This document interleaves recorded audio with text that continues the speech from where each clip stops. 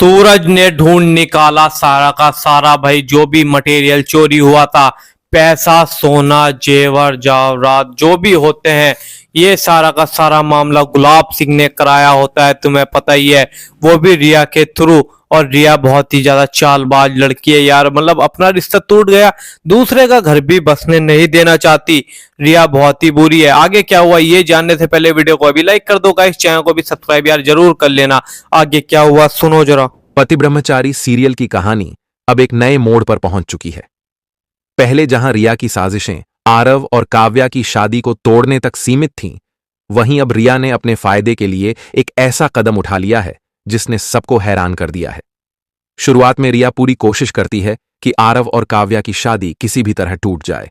वो झूठ, धोखे और चालबाजी के हर हथकंडे अपनाती है, लेकिन जब उसकी हर कोशिश नाकाम हो जाती है, तब उसे समझ आता है कि अगर उसने काव्या और आरव को अलग भी कर दिया तो उससे उसे कोई फायदा नहीं होगा।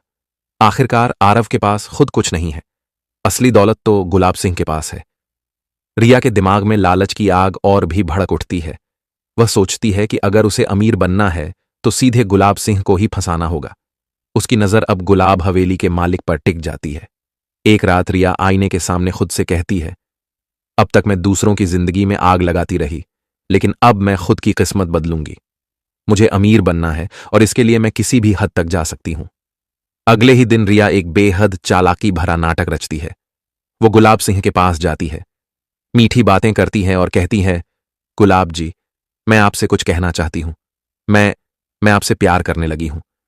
आप इतने बड़े इंसान हैं, लेकिन जिंदगी में अकेले हैं। आप जैसे आदमी को भी किसी अपने की जरूरत है जो आपकी देखभाल करे, आपकी बातें सुने और आपकी दुनिया बदल दे। अगर मेरी जैसी जीवन साथी आपकी जिंदगी में आ जाए तो आप हमेशा खुश रहेंगे। शुरुआत में गुलाब सिंह को यह सब सुनकर गुस्सा आ जाता है। वो भड़क कर कहता है, रिया, तुम्हें पता भी है तुम क्या कह रही हो? मैं तुम्हारे बाप की उम्र का हूं, तुमसे शादी करना तो पाप जैसा है। लेकिन फिर कुछ देर बाद गुलाब सिंह सोच में पड़ जाता है। उसे एहसास होता है कि वह सच में अकेला है। उसने अपनी जिंदगी में बहुत कुछ खोया है और शायद रिया जैसी औरत उसके अकेलेपन को खत्म कर दे। रिया को भी यही चाहिए था। वह जानती थी कि अगर वह गुलाब सिंह को भावनाओं में फंसा देगी तो वह उसके जाल में फंस जाएगा। धीरे धीरे वह और नजदीकियां बढ़ाने लगती है। कभी चाय लेकर आना, कभी दवा देना, कभी उनके पुराने जख्मों पर सहानुभूति जताना, और आखिरकार एक दिन गुलाब सिंह उसके झांसे में आ ही जाता है। गुलाब सिंह कह देता है, रिया, अगर तुम्हारा दिल सच्चा है तो मैं भी अब तुम्हें ठुकरा नहीं सकता। मैं तैयार हूं तुमसे शादी करने के लिए। रिया खुशी से झूम उठती है। वह तुरंत कहती है, तो चलिए अभी मंदिर चलते हैं, अभी शादी कर लेते हैं। गुलाब सिंह भी भावनाओं में बहकर तैयार हो जाता है। दोनों मंदिर पहुंचते हैं और 7 फेरे ले लेते हैं। किसी को इस बात की भनक तक नहीं लगती। उसी शाम जब आरब और काव्या की शादी की रस्में चल रही होती हैं, तभी गुलाब सिंह और रिया शादी करके हवेली में लौट आते हैं। यह देखकर सबके होश उड़ जाते हैं। घर का माहौल अचानक सन्नाटे में बदल जाता है। सबसे बड़ा झटका रिया की मां को लगता है। वह चिल्लाकर कहती हैं, ये क्या कर दिया आपने गुलाब साहब? मेरी बेटी से आप शादी कैसे कर सकते हैं?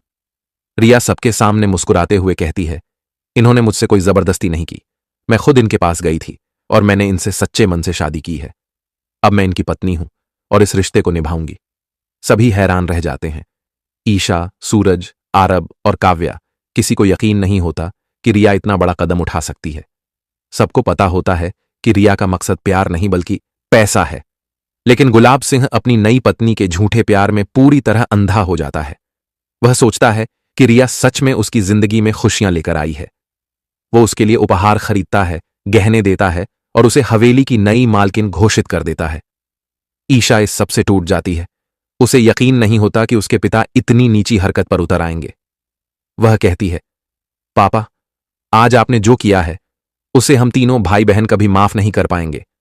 आपने न सिर्फ हमारी मां को भुलाया है बल्कि हमारी इज्जत को भी मिट्टी में मिला दिया है।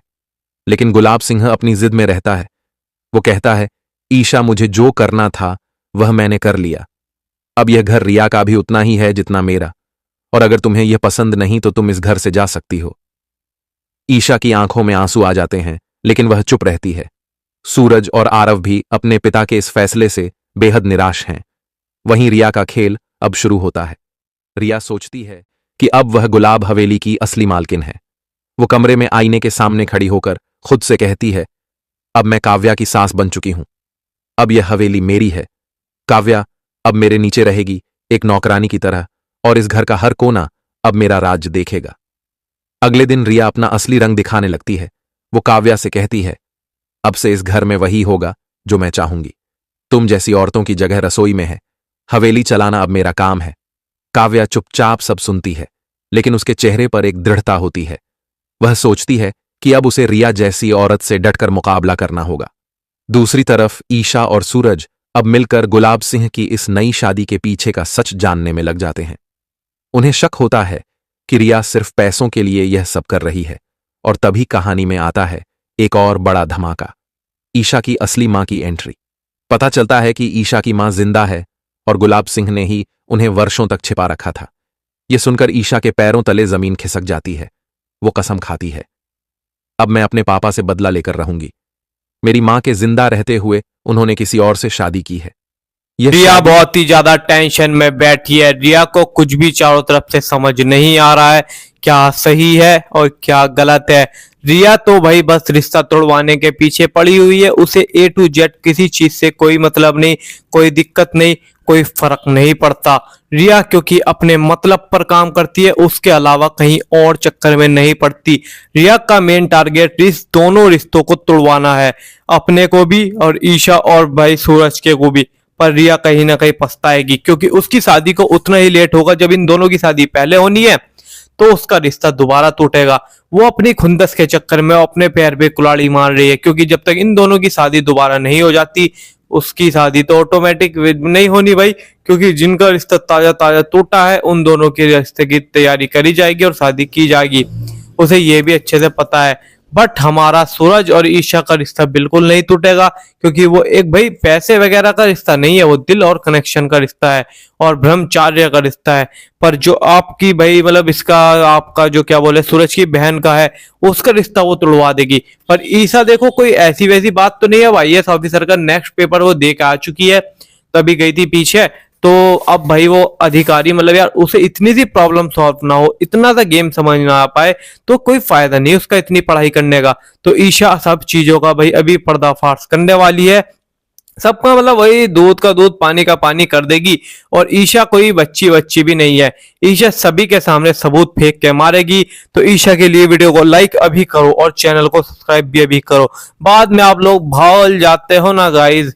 तो ईशा भाई सभी के सामने सच ला कर रख देगी और गुलाब सिंह के सामने ही उसके लड़के के साथ मतलब जो सूरज की बहन है ना, दोनों की शादी करा देगी पंडित से बैठाकर। आगे जो होगा वो तो अभी ईशा ही जाने या सूरज जाने, हम क्या कर सकते हैं गाइस।